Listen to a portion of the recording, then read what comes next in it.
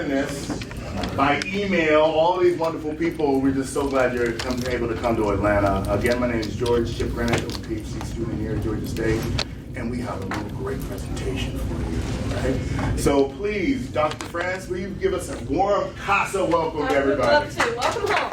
You are in the CASA. I just want to make sure everyone knows that mic is picking you up. Okay, all right, so don't rustle a lot over there. Is it working? You can hear me okay? Yes. Okay. All right, so we are the Center for the Advancement of Students and Alumni into Graduate and Professional Programs, or the CASA. So here at Georgia State, we have a very large undergraduate student population and a very promising graduate student population, and we wanted to tell you a little bit about both. So I will talk about our undergraduate programming, and particularly the CASA, which aims to get more of our undergraduates into graduate programs. And maybe you are right now in the same stages as our undergraduates in terms of thinking about what you're going to do next, right? And maybe considering coming to Atlanta for your next step. So we welcome you here. If you came as a graduate student to Georgia State, we would certainly want to recruit you to help out with our undergraduate programming, perhaps as an ambassador for the CASA, helping to reach out to more of our undergraduates and help them to follow your path, because by then you would have taken the steps that got you into the next stage. So at Georgia State, maybe you've heard about our graduation rates. We've done a lot of work over the past 15 years to help students improve the rates of graduation. So this is showing that 15 years ago, our graduation over 6 years was not impressive.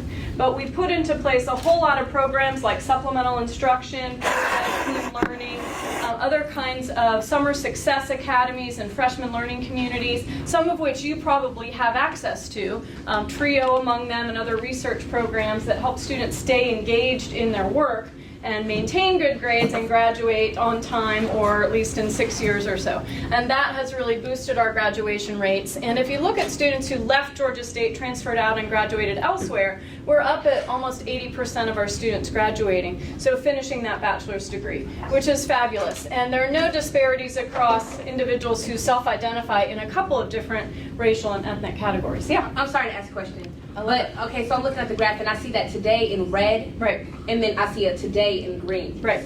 So could you explain that? Sure. So the today in red is those students who graduated from here at Georgia State. The today in green is those who graduated from somewhere else. They transferred out of Georgia State and graduated somewhere else. And we can track students that way through this national database that's growing.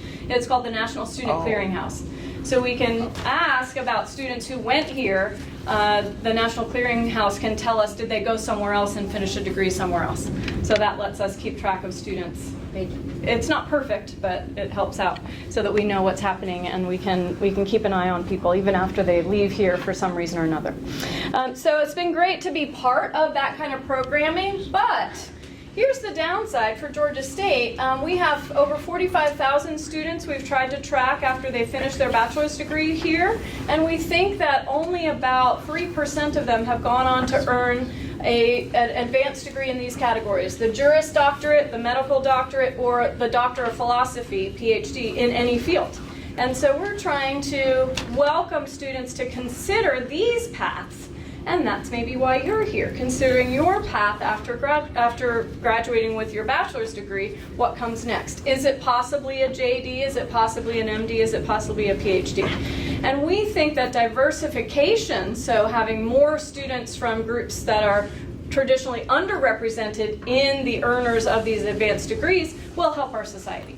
So it doesn't guarantee you a fabulous job or a leadership position or influence in society just because you earn these degrees, but people who are in leadership positions do tend to have advanced their education through an advanced degree like this one. And the more diverse our populations of people practicing law, practicing medicine, and recruiting the next generation of scholars in any field, the more likely we are to reduce disparities in these areas, in social justice, in public health, and in medical access, and so on. So that's a real driving force for us to continue our cultural and diversity improvements around our nation. It's woven into our strategic plan at Georgia State, which drives a lot of our activities. So we strive to become a national model for undergraduates completing their degrees and to strengthen the transitions from undergraduate into graduate school. So that means it's a priority for most of us at Georgia State. And you'll hear more about the graduate school aspects of that from Dory Neptune in a few minutes. So the CASA is an institutional hub. Here is our physical space, but we aim to have fingers out in all areas of our campuses, and you've learned by now probably that we have 6 different campuses that make up Georgia State. We're the Atlanta campus. But we want to be a hub that supports the progression of students from all backgrounds into PhD programs, medical school, and law school, or related pathways. So other pathways are perfectly wonderful. We're happy to support individual students in those pathways into things like occupational therapy or physical therapy, nursing, and so on. We're just identifying these pathways to streamline our programming. And ultimately, we hope to diversify the leadership in the United States and beyond. So our overarching aims: inspire students to pursue advanced degrees and professional careers, support the concrete steps required to get there, and to sustain relationships with alumni. First, in terms of relationships with alumni, we don't want people to graduate from here and then feel cut off from support at Georgia State. So the CASA, in the name, aims to include our alumni. And then also, we think there are some fabulous alumni, there are some here, who can come back and help our current students to see their paths or to follow the footsteps of our successful alumni. And so that's a reason to envelop them into the folds of the CASA. So I wanted to ask you, what kinds of support you think you need in order to consider next steps in your academic and professional paths? What kinds of inspiration are you looking for? What kinds of support have you had or do you need? And what kind of sustained contact do you feel like you're going to want from your institution in order to help you along the way? And why don't you think about that? So let's take 1 minute, think on your own, and then I'm going to shift and ask you to talk to your neighbor about it. So 1 minute on your own. What kinds of support do you need?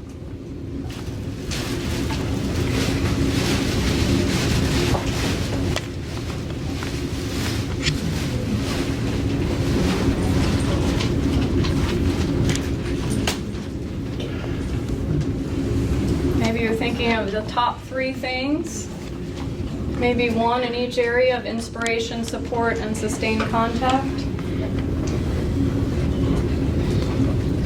All right, that was almost a minute, close enough. Talk to your neighbor, exchange ideas. Do you have the same supports that you need? Something different? I'm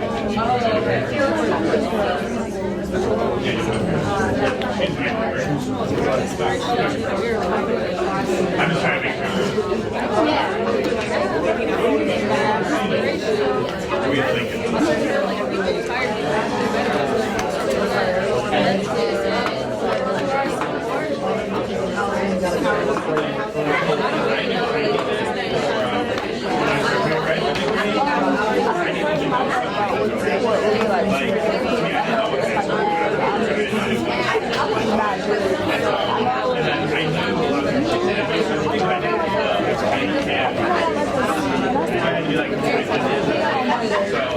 What are you thinking? All right, let's hear a couple of these.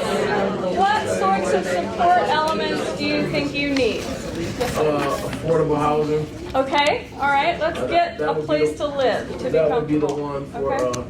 support from, I guess, the institution.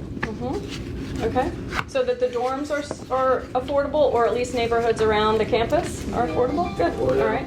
Very practical, taking care of those needs that are very basic in life in order to be comfortable. Yes, sir. Let's see, like support in like accommodational support, like support towards I don't know, like how they do in college, like for TRIO, for example, like Okay. programs in that manner. Okay, so academic support? Academic If you have a support. class that's challenging, access to tutors or For extra time on supplemental exams, instruction or, right, okay, accommodations And for financial learning support. disabilities, whether they're documented or not, that kind of thing? Okay. Did you I have was something? gonna say financial support. Okay, good, exactly, yeah. Good professors or faculty members. Okay, define good. Someone that you've known for a while and like actually like cares about your studies and like wants you to be successful. Like Yeah. not just like a professor you've had, but like someone who's Okay. like hey, I found this internship that might interest you Okay. and stuff like that. Yeah, I think you're enveloping a couple of things. One is the mentoring. So developing relationships that seem personalized, that are you and me, understanding our shared goals and your goals in particular, and then networking. So the internship piece is who can I connect you with to help your career, and help you make decisions. Representation, that was one I forgot from mine. Okay. Representation in what way? Like, I mean, you talked about alumni, but I'm an alumni that graduated, and then, like, it's important that I see other alumni that maybe look like me, Okay. have the same demographics as me, so that way I can know that I can see real numbers, you know, like, Yeah. All right, role models. yeah. Yeah, some studies suggest role models don't necessarily have to look the same in skin tone, but can have some other kinds of identifiers that you share. You find that common ground, and that a diversity of mentors has been really helpful. So having some mentors who are female, some who are male, some who are from the same racial or ethnic group, some who are in the same content area, like in the same major, and some who come from different backgrounds. So that kind of thing might be something to take away. Okay, I was hoping that I was going to hear a few things that we feel as though we are trying to address in the CASA, and I did, and a few more. So I thank you for that, giving us food for thought, but also want to tell you a little bit about what we're doing in the CASA. And also, ultimately, you might have advice for us on how to improve. And the reason to ask these things about what you need is also related to what your motives are. So part of exploring and identifying your path is finding your why. What motives you have for moving forward. And I'm not going to show this video today, but I strongly encourage you to watch this video by comedian Michael Jr. about finding your why, about finding your passion. And the main idea is that when you are passionate about something, it's still work, but the product is vastly improved. The output that you have around this work is vastly improved when you are passionate about it. So if you're interested and it's easier to work on one thing than it is on the other, then maybe pursue the thing that's a little bit easier to work on. It's still work. That's one of my philosophies. These people who say, I love this so much it's not even work, that's crazy to me. But it's still work, but I like doing this work. So that's something to consider. So one of the things that we're featuring in the CASA is research assistantships. Is anybody doing research or mentored activity with a faculty member or a senior trainee, like a graduate student or postdoctoral fellow? A couple people have assistantship, something like that. So I think there's a couple of benefits that come out of this. First is the mentorship, right? The interaction with a faculty member who gets to know you. Second is the actual scholarly activity. So getting to dive into your major in a different way, producing new knowledge in that area of study, right? And the third is financial. So it's an assistantship that is paid. And we hope that this defrays some of the costs that otherwise you'd have to cover on your own. You're still working for it, again, so it's an assistantship. You have paid hours that you're working, but it's hours that are on campus, which helps out especially a lot of our students who otherwise are traveling pretty far from campus to do their jobs near their homes and that kind of thing. So we're trying to keep that job focus local and scholarly and in a mentoring capacity. So that's one of the big things that we're focused on. And we've got some programs here, some of which you might also have. For example, the IMSD program is nationwide. It's funded by the National Institutes of Health, so it's for STEM disciplines. But we've got other programs, and our undergraduates can apply for those. And then we've got the Georgia State Undergraduate Research Conference, GCERC we call it for short. And that's a chance for students to present their research. So if you have those opportunities, take them, because it's really fabulous for demonstrating your work, networking, getting to know other students who are doing this kind of thing, other faculty members who are going to support you in different ways, and really helping you out in your career. Sometimes a research assistantship shows you what you don't want to do, and that's fine too. Switch your assistantship to a different area and try something new. That's fine. Overall, what we're finding when we do research on a research assistantship is that it improves students' confidence in their ability to produce scholarly work. So that's called scientific research self-efficacy, or just research self-efficacy. I'm based in neuroscience, so I do this from the STEM perspective, from the science perspective, but you can do this in any field. But the scientific research self-efficacy goes up. Our students in our programs have high leadership and teamwork confidence already, so that hasn't changed in some of our programming. But identity as a scientist improves by getting involved in research, and anxiety about doing science decreases. And these kinds of studies have been done in other fields as well. So if you're not in science, this is still relevant for you because those kinds of improvements help. And then over the long term, that increase in science identity is associated with commitment to a career in this path, which might require steps in the advanced degree area.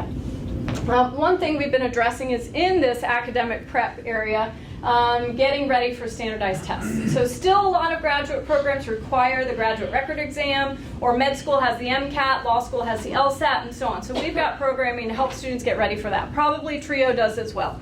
So you want to take advantage of that and plan to take these tests at least twice. And that may require some extra funding. For the CASA, we have prizes where students are getting a test paid by us. So that helps out a lot. Also, if you are from a group that is traditionally underrepresented in a variety of fields, you may qualify for one free round of the GRE or the LSAT or the MCAT. So then you would only have to pay for one in order to take it again. And just scores vastly improve when you work in between the first time and the second time. And so you ought to plan for that in your timeline for getting into graduate school or the other advanced degree programs.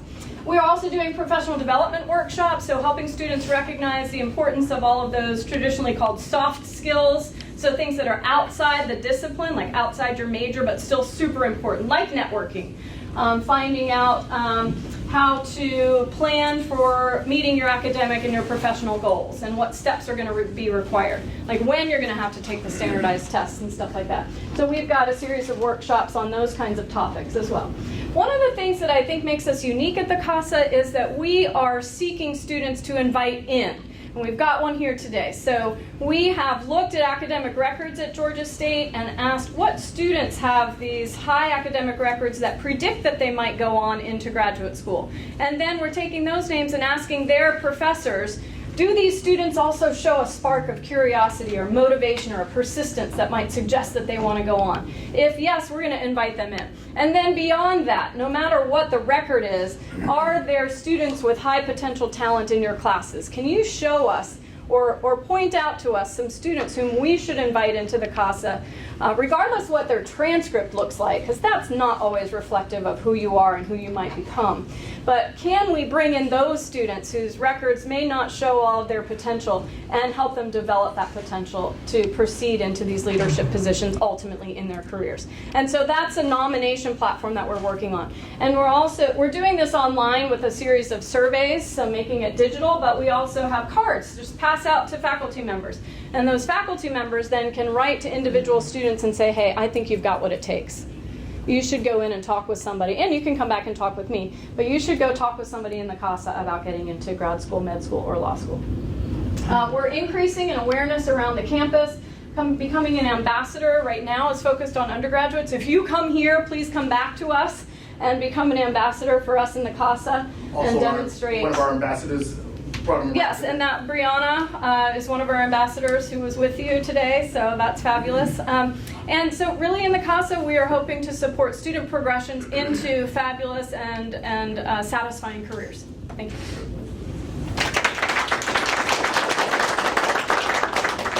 Do you have questions or comments? Additional ideas for us? Things you'd like to see us doing? Yeah. I'm sorry, it might have been extremely difficult. I'm using my phone. Also, because I got bad memory, I was taking some notes. So going back to the representation part, so if a school was to say, well, we have the largest social work program of alumni, I think it would be important to see the representation. And it says, I do understand the 20% rule that says the more 20% diversity you have, the more successful you will be when working in a group. But I was just talking about that, and then I want to know how reliant on leadership is the CASA, because I'm actually a lead minor. It's not a major yet, but I hope it can be. And I heard you using some of the same things that I'm learning in leadership with the CASA. So as a study, do you rely on any of that info? Yeah, all right. So let's go back to the beginning with the diversity question or representation in at least these degree programs or progressions. So this table, I didn't go into these data at all, but if you look at our overall population of graduates, 45,000 students between 2005 and 2016, 44% of them self-identify in an underrepresented group, and here it's racial and ethnic groups. So self-identifying as African American or Hispanic, Latino, Latina. We also have a really large population of students who are first-generation college-bound, non-traditional in age, coming back to school after a different career, that kind of thing, but they're not included here. But then we looked at, among these 601 of our graduates who did go on to earn the Juris Doctorate already, 33% of them self-identified as coming from the same racial or ethnic groups. In the MD, it's 36%, and in the PhD, it's 29%. So it's a little disappointing because we have 44% in the overall graduation group, but lower representation in these particular pathways, which shows us that fewer students from these groups go on into these advanced degree paths. I will say, however, that if you look at these data and compare them to the data on the national level as best we can, Georgia State's doing really well. So in terms of these percentages, if you look at the percent PhD earners from these same underrepresented groups, it's only about 10% nationwide. Actually, about 5% nationwide in the PhD category. And so, you know, that we have this level of representation almost matching the 44% overall is fabulous and shows what our students can do and are doing. So that part is great. It's really on our minds, and it's something that we are striving to continue to improve so that everyone has access to the same kinds of pathways. With regard to leadership, yeah, it's a lot of it is about leadership. So moving in these professional paths opens doors to leadership, as does all kinds of networking and development of confidence in content areas, confidence in those soft skills, and so on. We're not entirely focused on leadership as our theme. Partially because we've got other units on campus that are. So one is fabulous, it's called Women Lead. It's a new initiative, relatively new initiative, and it's not just for women, although the courses tend to be mostly women, and focuses on development of leadership skills. And we now have that in business and in government and in science. So there are 3 different sections of the same course, and they do a big power networking event and really gain access to a lot of female leaders in the Atlanta community and learn from their steps and their pathways, and they can follow. And in the Honors College here, we have a particular leadership certificate that students can earn by taking a few classes and workshops that have the content that you might be talking about as part of their curriculum. So good opportunities. Yeah. Are there any stats for the students that take a break after their bachelor's? So these do not differentiate between students who took a break or went straight in. So all it's saying is that these students graduated sometime in here, and then by this data set was actually collected in December of 2017. So between then and December 2017, sometime they went into law school, med school, or a PhD program and finished it. Do you recommend a student take a break? That's totally personal. I don't. I don't recommend taking a long break because it's just hard to get back into the groove, right? However, a lot of our students at Georgia State are completely burned out by the time they finish the undergrad degree, right? It's a lot of work. It's a lot of work academically, and it's a lot of work because you're working on the side. You know, you're putting yourself through school. Even if it's through a research assistantship, which I think is better than working off campus because of what I said earlier, it's still these hours on the job while you're also taking classes. And of course, we all encourage trying to be involved in extracurricular activities and getting leadership positions in the clubs and organizations in which you're involved in all of that. So it's a lot of work. So I think a lot of our students need a break, and I'm not one to say, no, you have to go straight through. I just really encourage you not to get too far away from the school environment because it's hard to get back in. And that's part of the drive of the CASA and that last A, that second A of alumni, because when you're in your gap year or 2, we want you coming back into the CASA so that you stay in touch with us, you keep studying for the GRE, the MCAT, the LSAT, whatever you need, and stay on it. Yeah. It's also, you can also get very comfortable with the full-time professional salary. And then say, okay, well, I'm making this much now, I don't want to take a break and go back to school. So a couple things there. One is that we really need to push the realization that a lot of graduate students or graduate programs pay you to go to school. So particularly in the STEM disciplines, you should not go to a graduate school that doesn't pay you a stipend and give you a tuition waiver, right? It's sometimes not a fabulous stipend, so it may be $25,000 a year, and then you do have to pay fees and sometimes insurance out of that, but you're not paying tuition. In other fields, it's likely that you can write for some kind of fellowship or have some kind of assistantship on campus that pays for your tuition, gives you a tuition waiver. And maybe the next crew will talk more about that. So you should look for those, absolutely. But then the other piece of it is, even if you do have to pay graduate tuition or med school tuition or law school tuition, you need to be looking long term at the financial gains you can make with these degrees versus without the degrees, and factor that in to the long-term planning that is your life. Good? All right. Thank you very much. Thank you. Here's the question.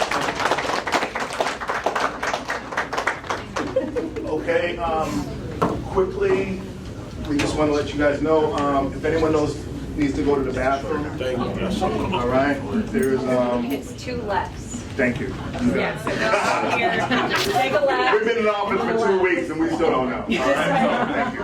You don't know. I don't. We're about to transition right now into our graduate program. We have Ms. Dory Neptune and also who else?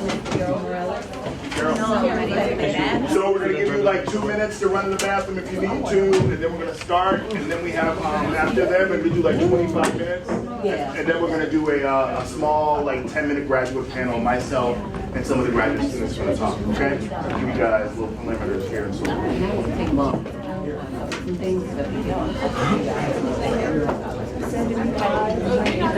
Are we still being recorded?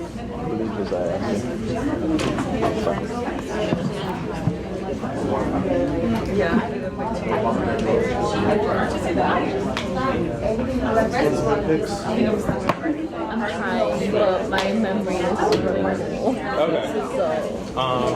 If you want, we'll probably be doing like more after this, but if you want more room on like your personal, we can jump in like the chip, we can just like have it paste onto a folder on his thing and then like flash drive it to you when we're back or something. Does that work for you? Do you want me to ask about that? No, like we already talked about it because I was like, he wants me to take videos and stuff. Which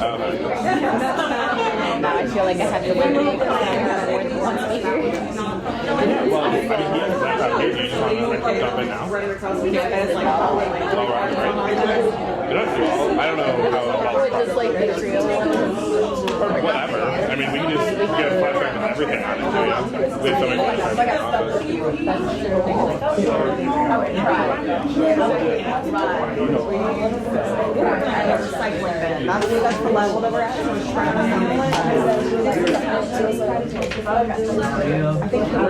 But if not all, better things will get you well. Yeah, that's true.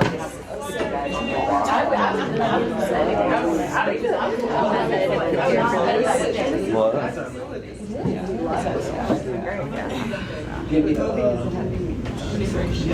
and I'm about to be able to find an apartment. No, I've been in my place for 5 years. My best friend was on a house.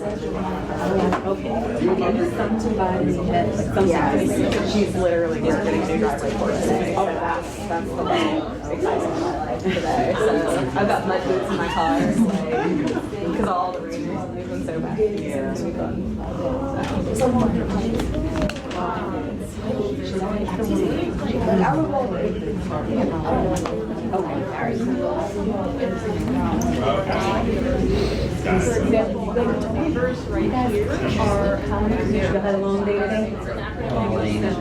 That and we didn't get much sleep on the bus right down here. We left at 9 p.m. Drove straight here. We got here around 10 a.m. And we did stop for breaks in between breakfast, but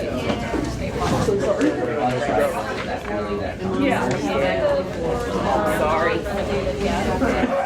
some of us didn't sleep very well last night either. Yeah. Oh, sorry guys. So when you guys get back home, you're gonna sleep in hotel tonight, or? Yeah, we're okay at the hotel. Tomorrow morning, I'm probably not supposed to be so tired.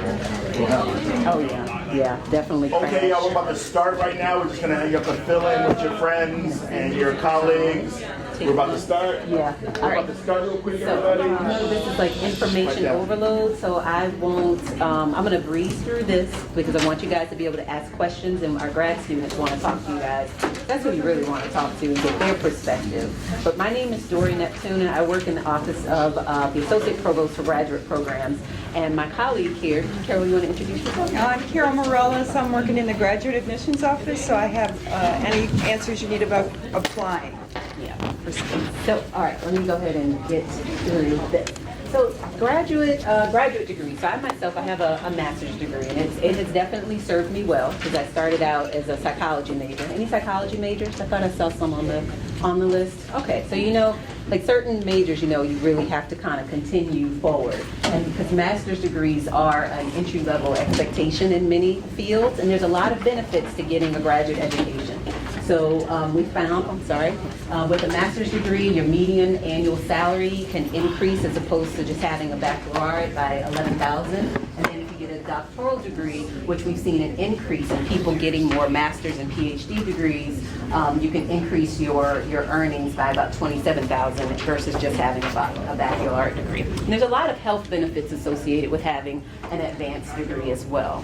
So I'm just going to jump right into talking a little bit about Georgia State University. How many of you have visited Atlanta before?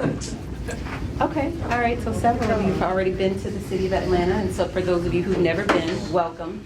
I know you guys have had a long day, been to CNN Center, which is a nice thing to do on your trip here. Did you guys go to CNN? Mm-hmm. Yeah. Okay, I'm just making sure. All right. So Atlanta is a place that's very diverse. You know, we have Atlanta, and the metro area is formed of lots of unique communities. So I'm originally from New Orleans and never really saw myself living in Atlanta. So when I moved here, didn't really know what to expect, but now I've found a newfound love for this city and the diversity and the diverse community that you have around the city. It's a big city, but once you get yourself involved in the campus community and just involved in the Metro Atlanta community, you know, you feel a sense of home. So you have to really kind of get involved, get to know people, expand your networks, because that will help sustain you throughout grad school as well. So Atlanta houses our state capital. We are a health hub. We have many different hospitals in the Metro Atlanta area and surrounding area. We have a partnership with Grady Hospital, which is one of the largest hospital systems in the area. And we have many programs here with a focus on health and also health information technology, which is a growing field. So Atlanta is a great place for that if that's an area you're interested in. I love walking around this campus because I hear many different languages spoken. In my job, I work with a lot of current students doing workshops, so I get to meet people from all over the world. And it's a very unique experience to have people represented from lots of diverse backgrounds and identities. We are second most innovative university, and hopefully one day we'll get to #1, but we are made that list, and we have top ranked programs in law, computer information systems, our Andrew Young School of Policy Studies, which has economics and social work. We have really great programs in business, from marketing to accounting, and of course neuroscience. Dr. Fonz's department, and also health administration is a really big growing field. Okay, so Georgia State has really been growing. We have a fast growing research portfolio. So we've been commonly recipients of awards from the National Institutes of Health, the National Science Foundation, more recently the Mellon Foundation, Sloan. So we've been growing and growing in our research efforts. Why do you think that's important to you all as prospective graduate students? So increased research dollars. Why is that important? Easier funding for graduate school. Absolutely, absolutely. So the more money we get, the more opportunities you have to fund your graduate school education, and also to be a part of the wonderful research opportunities and exciting things that we have going on here at Georgia State. Okay, so moving along. So Georgia State University is comprised of 9 schools and colleges. So we have our Andrew Young School of Policy Studies, where we have about 6 master's programs, 3 PhD programs. our Burdine Lewis College of Nursing and Health Professions. We have programs in occupational therapy, respiratory therapy, physical therapy, which is a very, very popular program. We get a lot of applicants to the physical therapy program. We have our School of Public Health, where we have a master's degree, a PhD, and more recently a doctor of public health degree. We also have our Institute for Biomedical Sciences and our College of the Arts. These two are green because they're relatively newly established. College of the Arts has a focus on film, media, entertainment, which Atlanta is a place where many shows, some of you watch Walking Dead, that shows like that. A lot of shows are filmed here in Atlanta and on this campus. Have anybody ever seen We that? actually saw one, we saw somebody being filmed on Monday morning on Auburn Street. Yes, absolutely. Yep, I passed them coming in. So that's common. Like, Very. streets get blocked off all the time. What, because, I mean, this is a popular place for things like that, what took so long for there to be a program surrounding that matter? You know, I'm not exactly sure what took so long, because we had those programs, but they were housed a little bit differently. So formally, they were a part of the College of Arts and Sciences. So what they did is they took those programs and they took them out of Arts and Sciences and just made it a focus on the College of the Arts. I think that could be driven by the industry as well, along with the research and the money that's coming into the university, that they want to put a greater focus on that, because we're driven by the needs of the economy as well. So that industry is booming, so you have a need. Students are wanting more, training in those fields, film, media. We have a creative Media Institute, which is right across the street. And in there we have recording studios, we have virtual reality equipment, a lot of equipment for those students that want a career in entertainment. We have it right here for our Georgia State students to utilize, and faculty and staff as well. So it's an exciting industry to be in, and it's really kind of cool to turn on Netflix or go to the movie theater and you're looking at a building that you work in, like this building, within a couple movies. Or did you guys see Baby Driver? Did anybody see that? All of that was filmed like right around where we are. Yeah. Right. So go watch it again, and the Rialto right over there, the theater, they showed all of that. So it's pretty cool to be a part of that. Okay. All right, guys. Okay. In the handouts that I gave you all, if you open it up, that's a listing of our programs, and all the different colleges and schools are listed there. So you'll be able to see where we have our master's degrees, our PhDs. The only thing that's not listed on there are the certificate degrees. So, some people are interested in gerontology. We have people who are living longer, and we have a gerontological institute, and that's not listed. But if you go to our website, you can look up a little bit more of the specifics on those degrees. We have a lot of growth in our interdisciplinary programs. So we have biomedical science, which is the intersection of biology, chemistry, neuroscience, and business, because more and more people are wanting to go into entrepreneurship in those areas.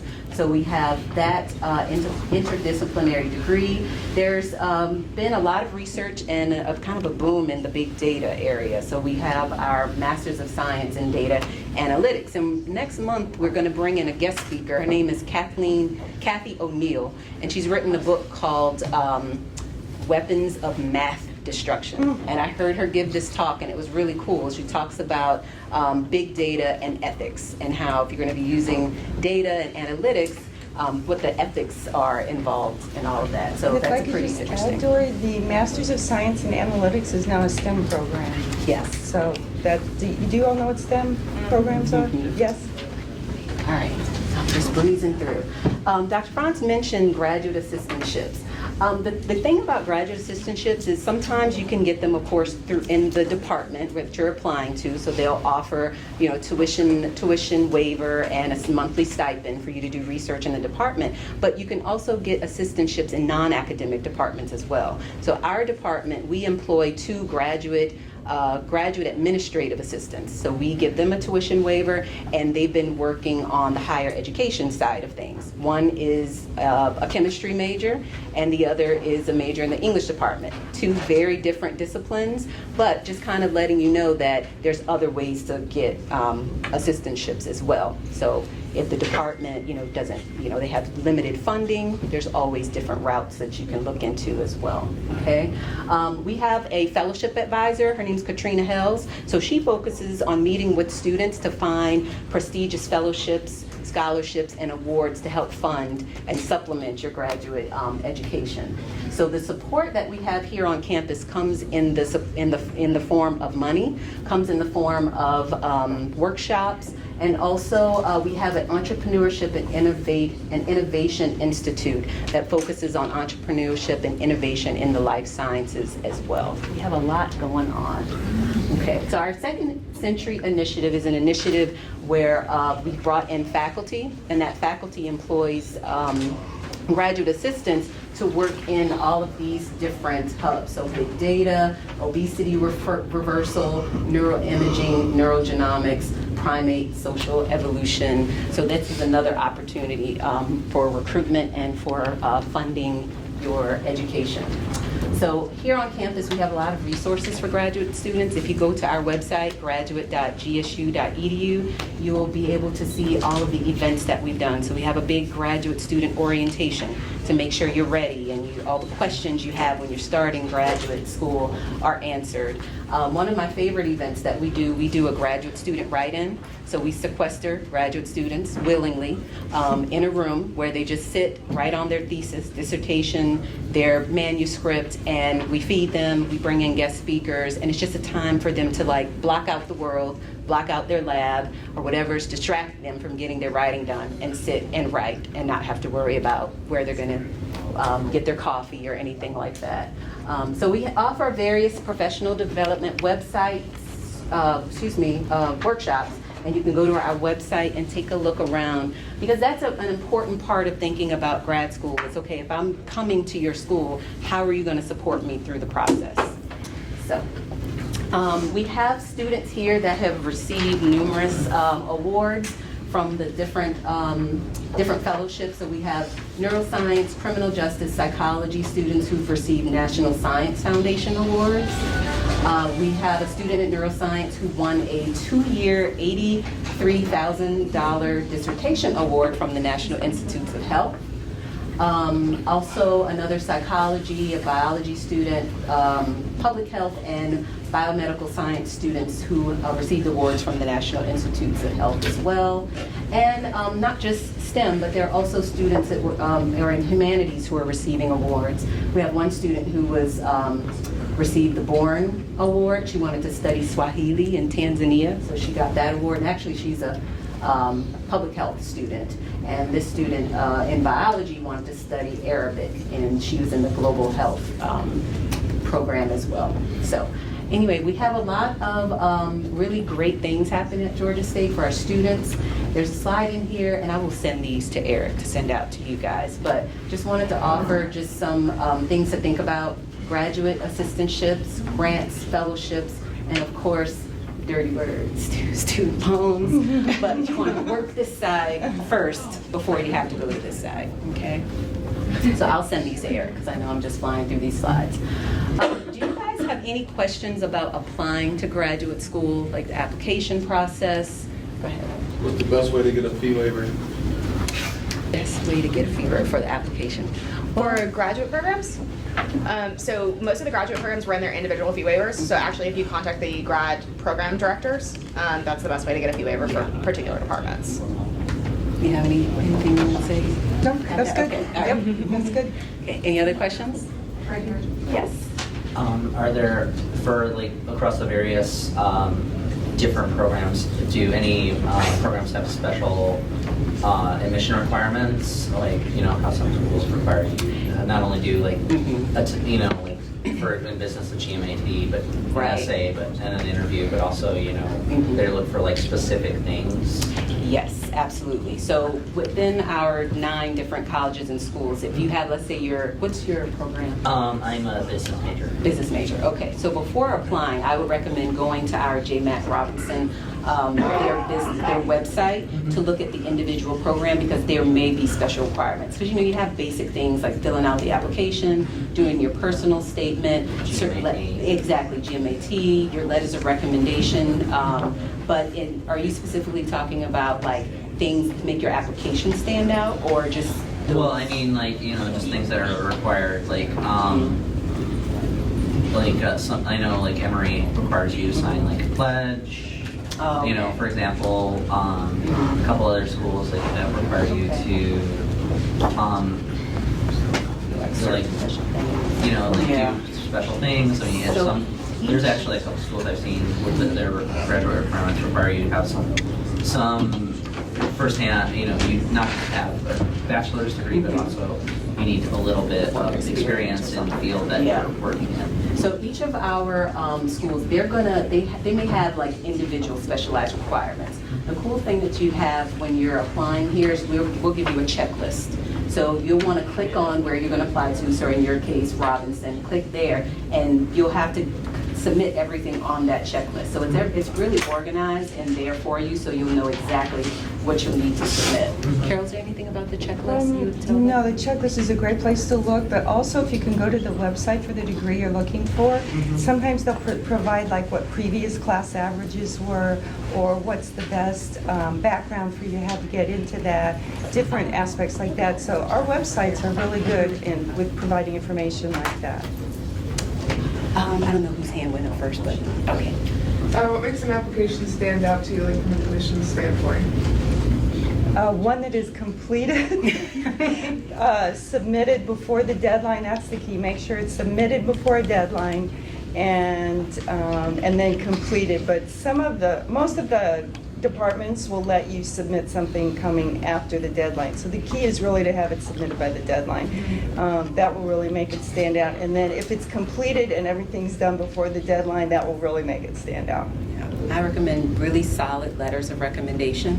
You know, maybe professors, people you've worked with, who can really go into detail to speak to your academic character, and then, you know, any work ethic, personal traits, things like that. So you want to start fostering those relationships to make sure those letters of recommendation are solid, and then get help with your personal statement and goal statement to make sure that you're kind of like hitting the mark there and that's written well. Yes. What if someone wanted to transfer like from one grad program to like another one, and they did not take the GRE at the other one? They just, they didn't have that may be required then. So for the receipt for the next place that you're going, if they have a GRE requirement, that may be that they require you to take it possibly.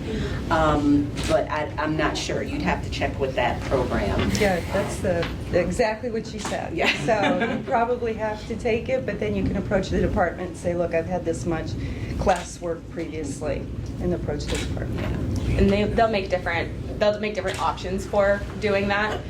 So yes, approaching the grad director is usually the best way of going about it, but a lot of the times you can get that waiver for whatever. I mean, I've seen students that have come in like right at comps level, you know, comprehensive exams for PhDs that have been able to, you know, get past that waiver.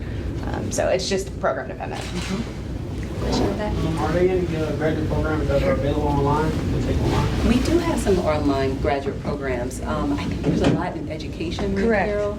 Correct. Yeah. And then I don't think there's very many in the business school. This is an example. It's really by college. So if you go in and look what degree or what college you're going to, a lot of the departments will also offer online classes, but maybe not the whole degree as an online program. Business is pretty cool because they have so many like different types of MBA programs as well, like the flexible MBA, the accelerated MBA. So they can get you in and get you out, you know, if you have the time to home in on it.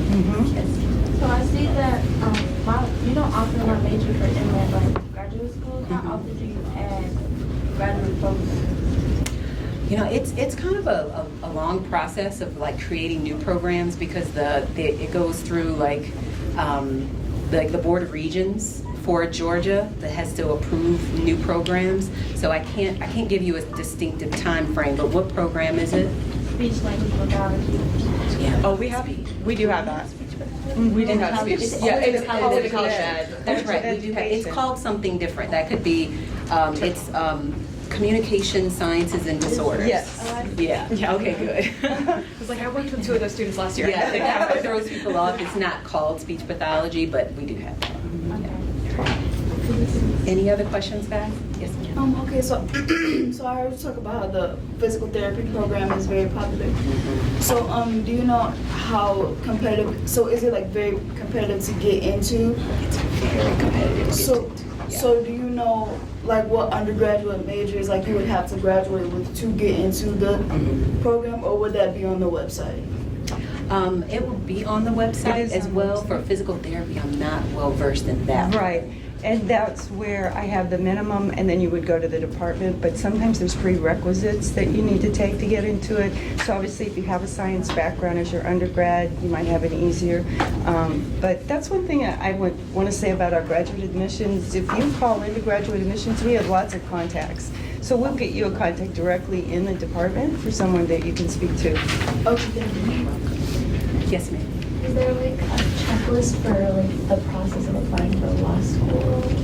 Yes, so the law school, they have their own admissions process, so that's why you didn't see them on here. I should have mentioned that, but they do have a checklist as well, and they'll work directly with you. You can give them a call, you can get a person, you won't get an automated line to walk you through that process, but they're like their own entity. We're a very good law school. They have online resources though too. Yeah. That'll have the steps for being able to apply. Yeah, and they're good about if you're in town. Where are you originally from?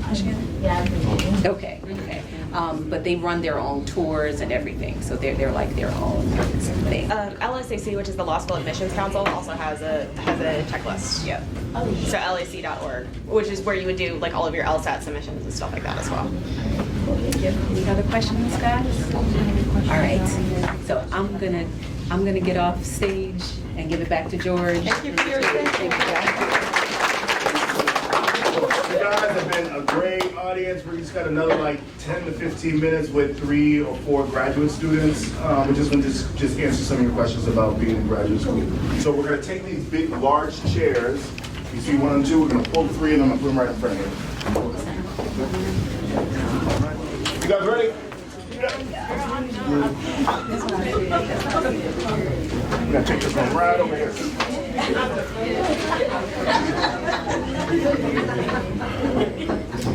Why do you always make us like this?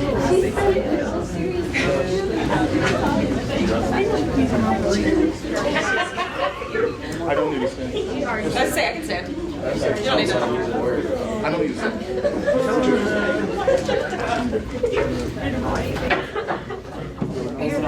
I was gonna say you should leave.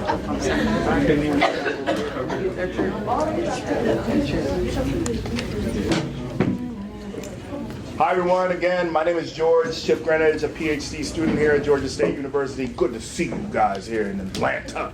All right, did you guys get a chance to go out? Y'all going out tonight? Yeah. All right, you better go out. All right, all right. Welcome downtown. Yes. Hey, if you're in graduate school, you take advantage of whatever night you go out. It don't matter if it's a Friday or a Saturday. If you have a free night, you go out.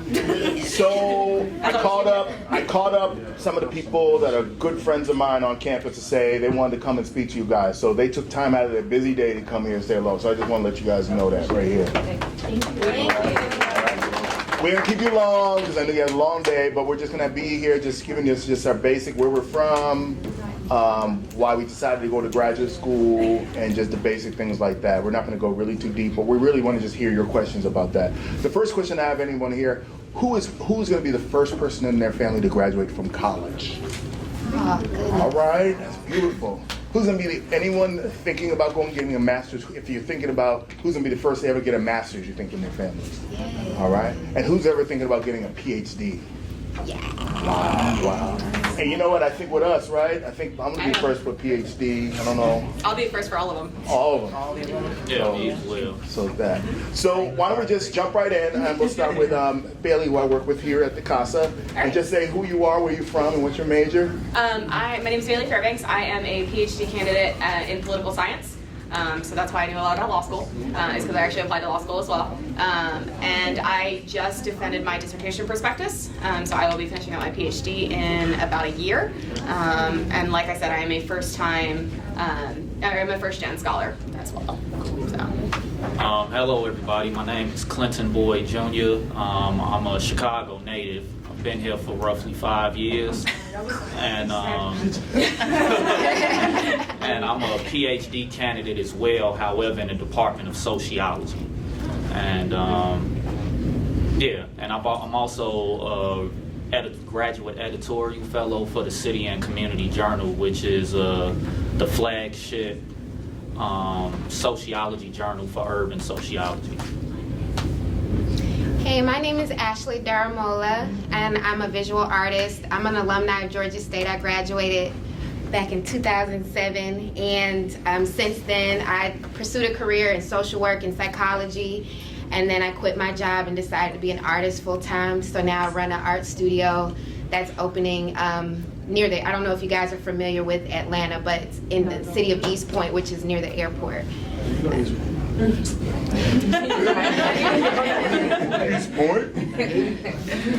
My name's Alicia. I'm originally from New York. Been here. I've been here for about 10 years, so I don't know which one I can claim anymore.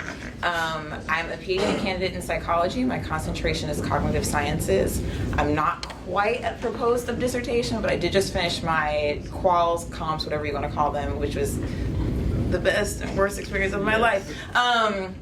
But yes, that's I think simultaneously. And I'm from, again, George Greenidge. I am from Boston, Massachusetts, up in here, home of the Patriots. All champions, South, but before, and so forth. Okay, so Lions never lost in the Super Bowl. All right. But any questions? I think we're just going to open this up for you guys just to ask questions. Or what do you think? You got people up here. Just go for it. Well, just say your name again too. We want to know. Bilal.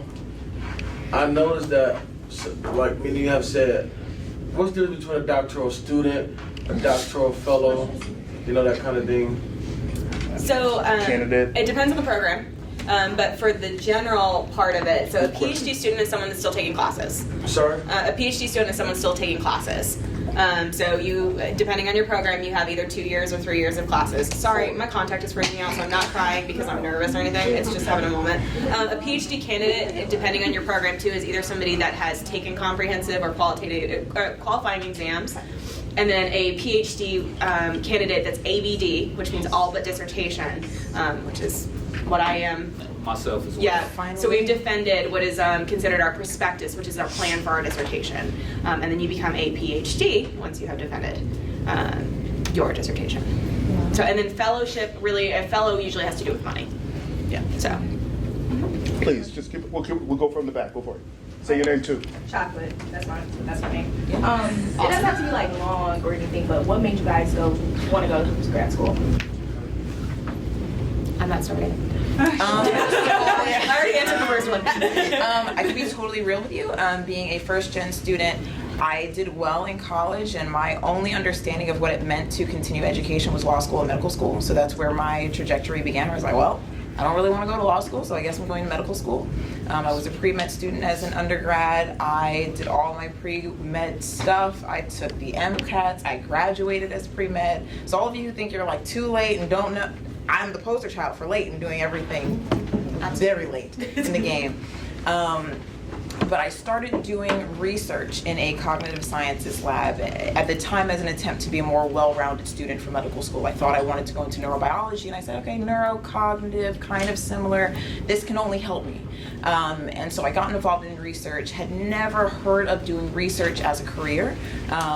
Didn't know it was a thing, really enjoyed it. So I continued doing this kind of parallel med school prep research. And the more I got into medical school, the more I was shadowing doctors and just kind of getting a feel for what the medical field is like. No shade to any of you that want to go into medicine. I just realized it was not for me, the whole diagnosing and just I had a lot of issues with the field at the time. And so I continued the research, ultimately realized that I really enjoyed what it meant to ask questions and design studies and do experiments that really get at these questions that I didn't really think medicine was doing at the time. And so that was my trajectory into a career of research. Long-winded answer. But a necessary answer. Yeah. Yeah. Well, for myself, I have a very interesting trajectory. Just because of my own personal story. I was a young father. I have a 13-year-old daughter. I had her when I was 16 years of age. And so for me, going through high school and even through college, I often found myself in positions where there were certain stereotypes at place. I mean, operating within our society that kind of gave way to this notion that, you know, I wasn't capable of being the type of father that will allow my daughter to blossom into the beautiful young lady that I know she had the potential to be. And for me, it became a conversation about like, why are these systems in place to begin with? And furthermore, who is at the table creating these systems that lead to narratives that work against people of color, especially black men such as myself. And so for me, I knew very early in the game that I wanted to be a part of that conversation so I can help to radically redefine what this narrative is supposed to be about the full range of capabilities about black men coming from low-income, under-resourced neighborhoods. And so that's kind of been my personal motivation throughout my educational career, is to continue to use my personal story as a motivating force for me to get into rooms where people can see if I'm as smart as my degree suggests. And for me personally, it's not about the title, it's not about the recognition that comes along with being a doctor. It's about me being in a position to influence conversations and, more importantly, influence research and policy to make sure that when decisions are being made, it's coming from a place that is well informed by way of what the evidence, the empirical evidence suggests. So yeah, that's kind of like my story. And just quickly for me is that I'm from Boston, Massachusetts, Cambridge, Massachusetts, and when I got out of high school, I said, you know, I got to get out of here. So I went to Morehouse College, and came out here. I saw Spike Lee and all that stuff, and Different World and all that, and all these different things. I really wanted to get a real different experience. And then I decided to go back home, and I went back home and started a charter school and opened a youth center when I was 22, 23 years old. And from that experience was really, really fantastic. I got to work with a lot of different MIT professors, Harvard professors, and then I applied to Harvard, and I got into Harvard, got my master's. After going to Harvard, you're like, you know what, I can do anything. And so, you know, and I really, really push you guys to think about the schools, University of Michigan, think about apply to every school out there, all right? A lot of people don't get into Harvard because you know what? They mentally don't apply. Yeah. And so they're saying half people self-unselect of applying. And that's why sometimes, you know, people do not get in because they just don't do it. So any damn opportunity out there, you go ahead and go for it. I want you to go for everything because you know what? I want you to think about your great-great-grandmother. I want you to think about your great-great-grandfather. I want to think about all the stuff that they laid down for you to actually be in this room on a bus to come on a tour today. All right? Think about them, about all the decisions, about why you're in this room here today. All right? Happy Black History Month. I was about to say that. Happy Black History Month. All right? But really, think about them, because that's why I got my doctorate, is working on getting my doctorate, is that I've thought about my great-grandmother, my great-grandfather, and all their work that they've done to get me actually to be in this room. Remember, my family is from Cambridge, Massachusetts. My dad said, you know what, I used to go to Harvard University, and they used to kick us off when we're playing basketball and football. But you know what, they can't kick you off, because you belong. I have a question I would like the panel to answer, but I want to ask you a question specifically by chance, and it could be slim. Have you ever met New Edition? Of course! You didn't know I'm the sixth member. Hey! And no, I'm not Rick Ross. Right,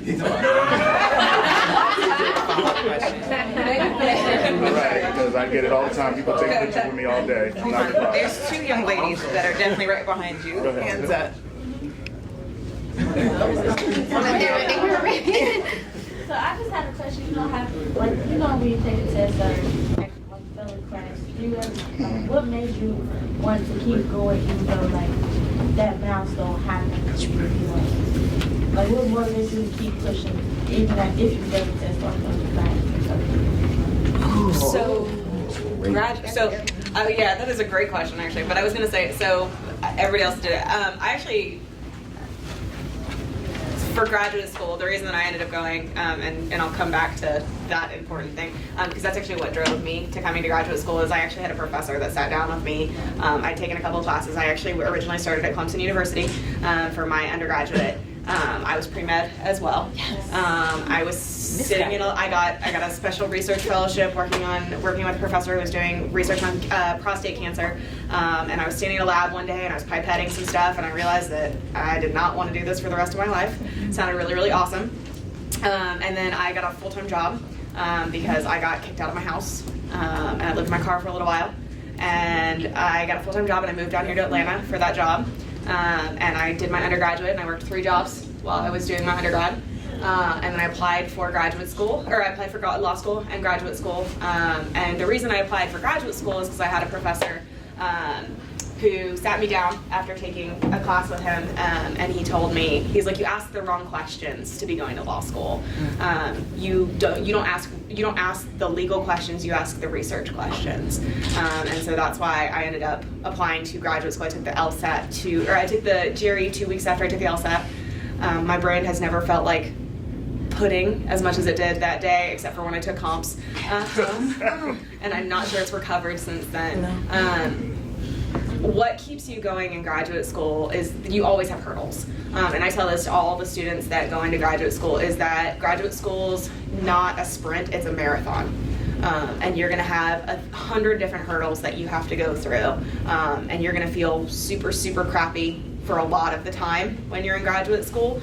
So you have to really, really love what you do. And so I just kept reminding myself about that moment when my professor told me, you ask the wrong questions, you do interesting research, and the things that you're interested are gonna change the world. And it may be that world isn't the bigger world in itself, but somebody's gonna be interested in what you're studying, and somebody's gonna be affected by what you do. And that's kind of what reminds me. So I thought about when I went to school, my dad always told me to look at failure as like an opportunity, right? To learn something. And so when I originally went to college, I was an art major, but everybody said, no, don't do that. You're not gonna make money, you're gonna be living in a box, right? So I had a moment where I dropped out of school for a semester because I was like, well, I always thought I was either gonna be an entrepreneur or be an artist. And so I didn't know what to do at that point. And the semester that I dropped out, I was failing all my classes, but it wasn't an indication of my lack of knowledge or my inability to perform in school, but I wasn't in the right place. And I was kind of taking on everybody's perception of what I needed to do in a career instead of really exploring myself and figuring out what I wanted to do.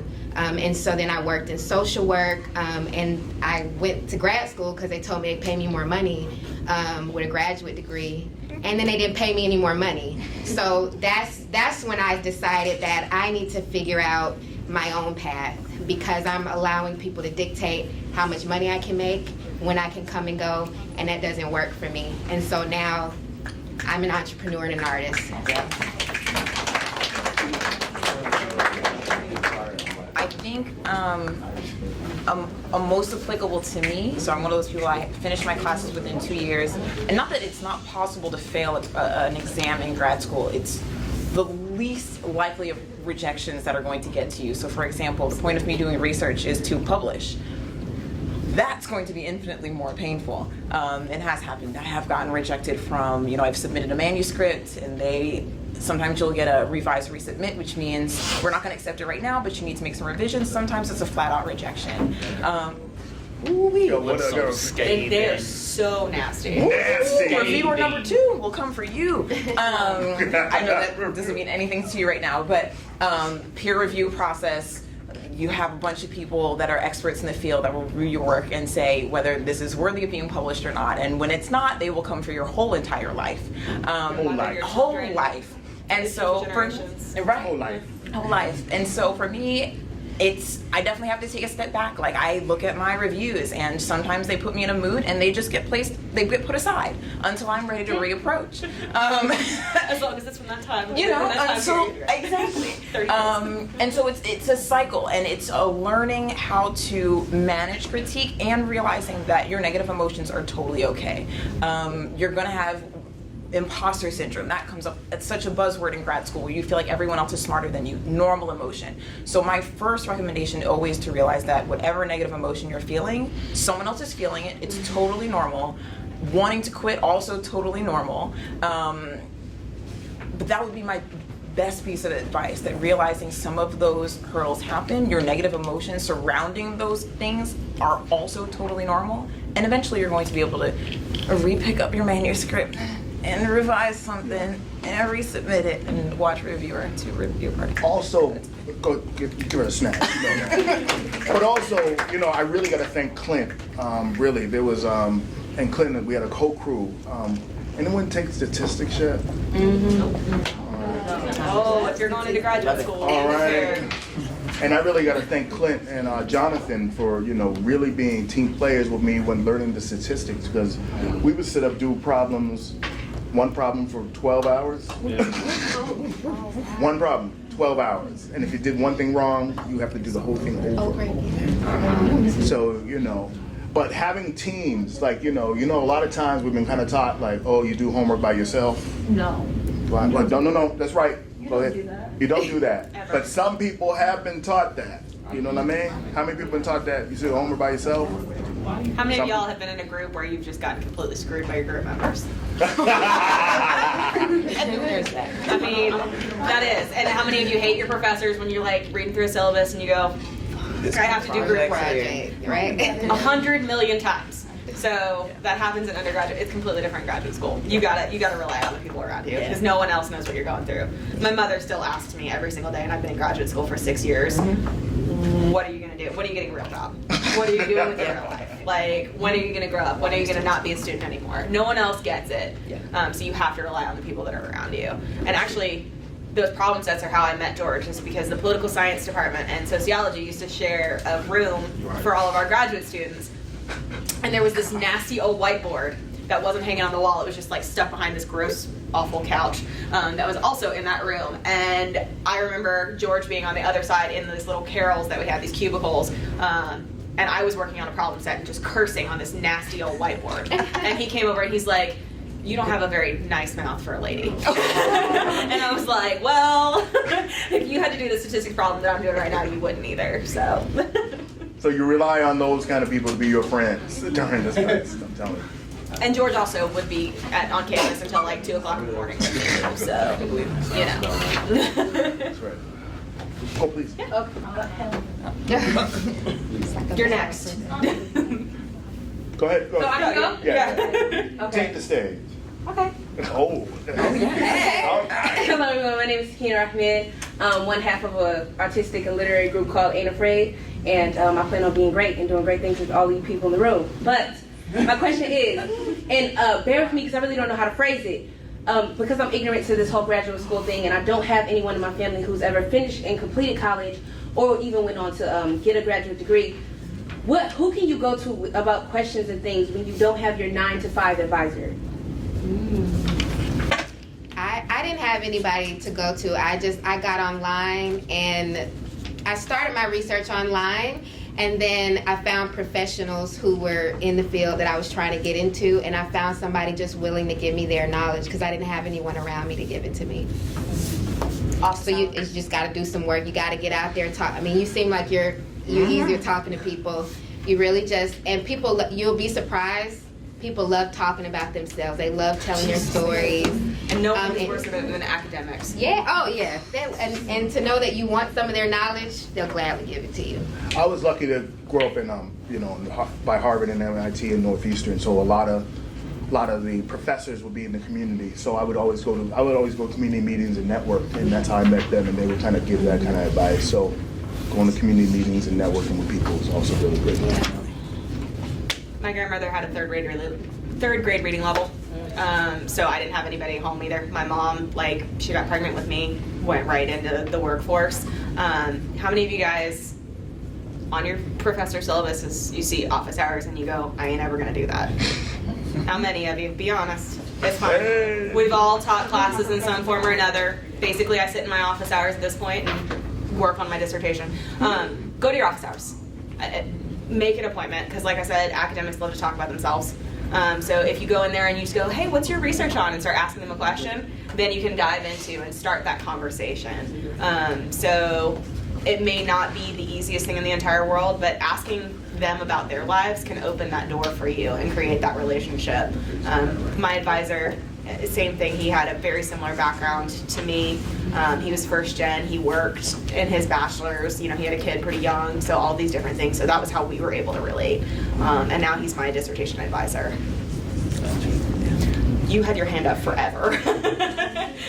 Hi, my name is Miriam, and I was just gonna ask, so is it like beneficial to like go through the graduate route and then do law school? Because you were talking about that, like, is there prior knowledge that you can apply for like to law school? Or because like I've been kind of ignoring the graduate like information, thinking law school, and you're like, oh wait, no, I did the graduate. There's some joint programs too, There's some joint There's one, yeah, that's what I was gonna say first, is there's some joint JD PhD programs. They're pretty rare, but you can find them. I'm never going back to school again. I'm done. I'm never taking another test again for my entire life. I'm not doing it. I sat in a room for 3 days straight for 8 hours writing essays. I'm good. I never, if I have to take a driving test again, I'm never putting myself behind a car. It's just not a thing. So I will never go to a JD, go get a JD after, but there are joint programs that you can do it. I would say that you need to look at the market you're talking about. So a lot of people that talk about going to law school, the market's not that great. For lawyers, not everybody's going to be that corporate lawyer that makes $200,000 a year. Most lawyers, my best friend being one, make about $40,000, $50,000 a year. So you have to put up the career equivalents if it's going to be worth it for you. Getting a master's degree a lot of times helps, and it will look better for you if you're going to law school. That's true. My decision, honestly, was, like I said, I lived in my car for a little while, so when I got offered money to go to graduate school instead of going to law school, I took that option because somebody was going to be promising me a paycheck and somebody was going to be paying me to go to school. And now I study the courts. My dissertation is about opinion writing on the Supreme Court, so yeah. So I found a halfway point. I just want to introduce one of my mentees here, Benjamin. He's a freshman. Give it up for the freshman in the building. First time in the CASA. Tell them what your major is and everything. Full name. My major is neuroscience. Yeah, I'm a freshman. My name is Benjamin Chukuma. So he came here to want to make sure he said what's up to everybody. Go ahead, please back. We're about. I just had a question. If y'all had the opportunity to go back before y'all started y'all degrees, was one thing y'all would do? What is the question? Yeah, say it louder. If you could go back in time, what would you Tell yourself something when you started. I really suggest you guys, you got to go work after you get, I think you should work for 2 years after you go out. You need a place that tells you no. Yeah. Like you go work at a job and they say no, no, no, and you still try to figure out a way how to do it. And just do it anyways and do all that other stuff. But I think that kind of push and shove kind of helps you think about more critically about what you're about to go into in your master's and your PhD program. So that's just my advice. It just gives you something around just to be able to have a work experience. For me personally, if I had an opportunity to go back and rethink some things, I would have made it more of a priority to learn about the beauty in all disciplines that I may be interested in. So for somebody such as myself, as I alluded to earlier, I'm a PhD candidate in the Department of Sociology. My master's degree is in sociology. My bachelor's degree is also in sociology, although I do have a degree in psychology as well, because I double majored. But for me, at this stage in my life, I think I would have reaped some real benefits by possibly breaking off from sociology after my master's degree. Just because of the type of work that I'm involved in right now. It probably would have been in my best interest to be a social worker, but also hold on to the sociological perspective that I have as somebody who has received very rigorous training in the subject matter. But the beauty is, luckily for me, as a sociologist, because of the way that the discipline is set up, it allows me to freely operate in multiple disciplines. So like, I'm a sociologist by training, but so much of my work deals with applied and public settings. So I can go over here and have conversations with political scientists. I can have conversations with psychologists. You know, I can have conversations with social workers, folks who do work in the early childhood development space, in the area of criminal justice, and things of that nature. So I've been real fortunate in that regard, and also public health. Which brings me to another point. I think, and this is going to be increasingly important for those of you all in the room as you all begin to move forward in like your educational journey specific to graduate school. Think very carefully about interdisciplinary and transdisciplinary work, because that's... Define that real quick. Well, basically, like I said, I'm a sociologist, and so all of my training has been specific to this discipline at large. When you're an interdisciplinary scholar, you see the value in all of the disciplines that may operate within the social sciences. And I'm also moving into the hard sciences as well, just because I'm doing more work around like brain development, because I do a lot of work around early childhood development. So this is stuff that I'm actively searching for, and also take into consideration where you are today is not where you'll be in the future. Things are going to change. Like my illustrious co-panelist alluded to, it's a marathon and not a sprint. And so as you are going through this process, just remember it's a process of self-discovery, because who you all are today is not who you're going to be 2, 3, 5, 10 years from now. And so just always keep that in the front of your mind and in the back, because it'll help you to make more informed decisions across the board, not just about what you should be doing personally, but the type of folks you need to have in your support system, and how you can lean on that network of support to help you get further down the field, and ultimately make the type of difference in the world through your work that is going to be worthwhile for everybody who will be impacted by what you've dedicated your life to.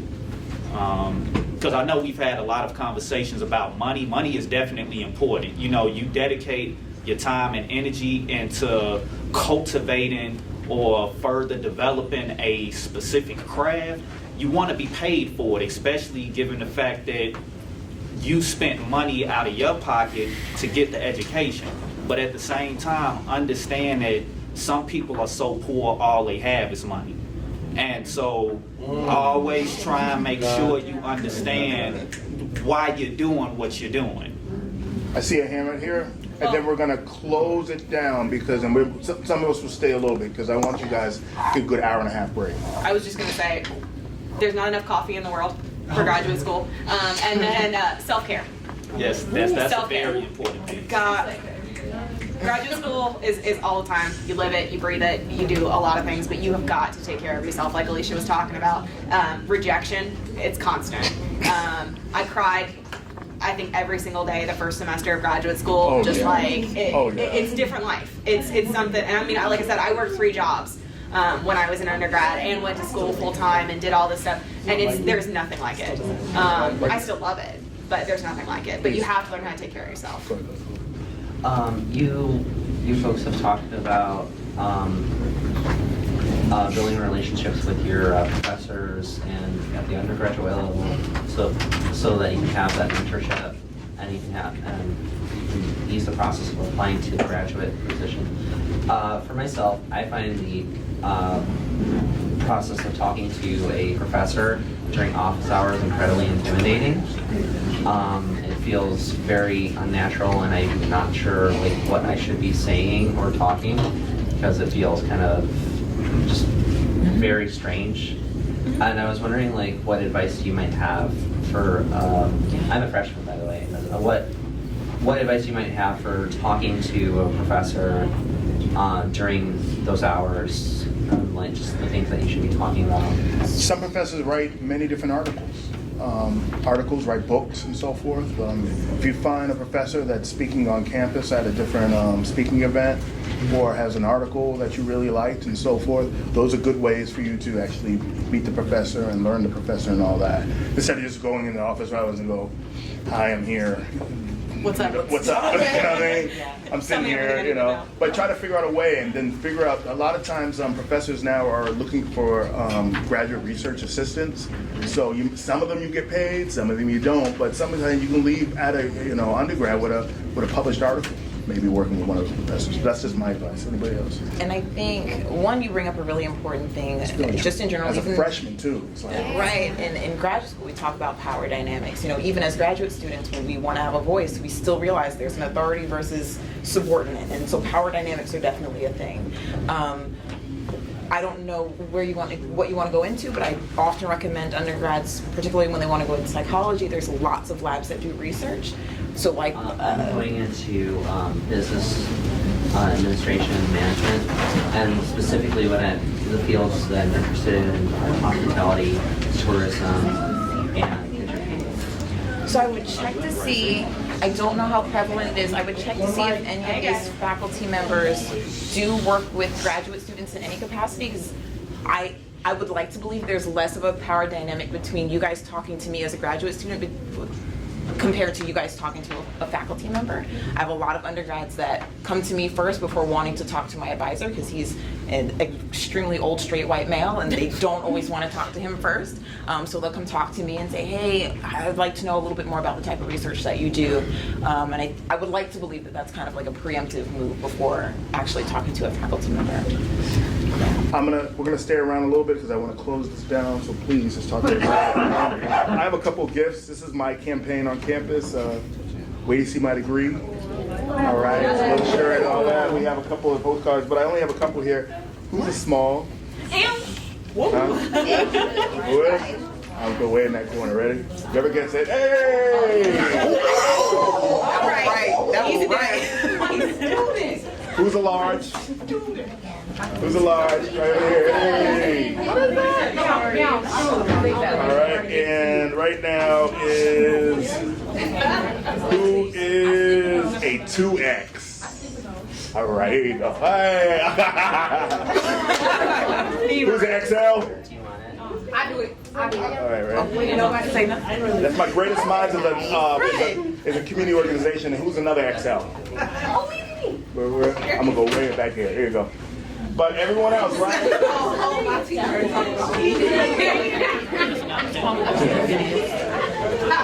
Angelina, Sherry, I'm giving you a look. Headphones. Headphones. Oh yeah, pass them around.